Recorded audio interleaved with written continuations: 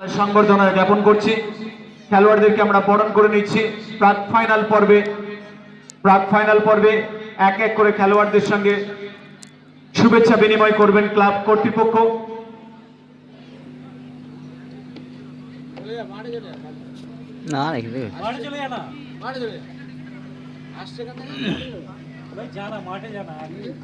ক্লাবের খুদে সদস্য আতিফ সরকার লাল গোলাপ দিয়ে সংবর্ধনা জ্ঞাপন করছেন।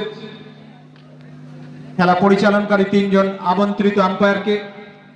তারপরে আমরা দেখছি আতিফ সরকার এবং ক্লাবের সমস্ত কর্মকর্তারা এক এক করে সানরাইজ ক্লাবের তরুণ খেলোয়াড়দের হাতে লাল গোলাপ তুলে দিচ্ছেন। প্রাক ফাইনাল পর্বে সংবর্ধনা জ্ঞাপন পর্ব চলছে। সানরাইজ ক্লাবের তরুণ খেলোয়াড়দের হাতে লাল গোলাপ তুলে দিচ্ছেন, করমর্দন করছেন, পারস্পরিক শুভেচ্ছা বিনিময় করছেন। সানরাইজ ক্লাবের তরুণ খেলোয়াড়দের দরগাপাড়া ব্যাটসম্যান ক্লাবের পক্ষ থেকে জানিয়ে দেওয়া হচ্ছে বেস্ট অফ লাক। তোমরা 100% মাঠে মেলে ধরো, সাফল্য পাবে।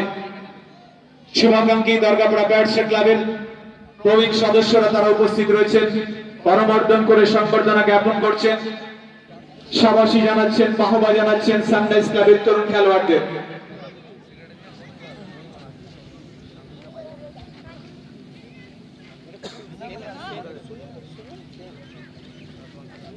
এখন আমরা দেখছি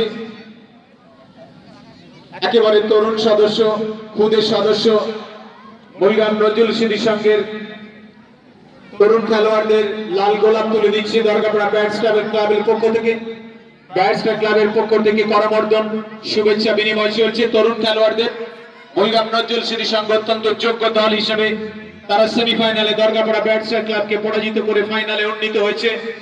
মরিগাম নজরুল স্মৃতি সংঘের সেই তরুণ খেলোয়াড়দের স্বাগত জানাচ্ছে ফাইনাল খেলায়। তাদেরকে শাবাশী